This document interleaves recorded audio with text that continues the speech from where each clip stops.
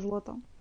Така што по овој пример можеме да видиме во секое општество и секоја држава што не чека сите нас. Луѓето кои што не се свесни за постоечкото зло, тоа ги води затоа штом не си свесен за злото, а не си свесен ниту за Бога, тогаш најверојатно си приклонет кон такви вредности и поддржуваш луѓе, бизнеси, предпријатија, институции кои што се врзани за тоа зло, бидејќи не си свесен.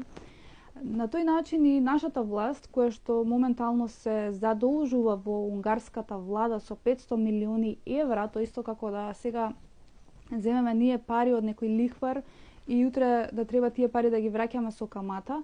Меѓутоа не само со камата, туку ако ние си отидеме од власта или ако си отидеме од овој свет, што се случува? Тие пари треба да ги враќаат младите генерации, односно ние, односно тие што се наши деца.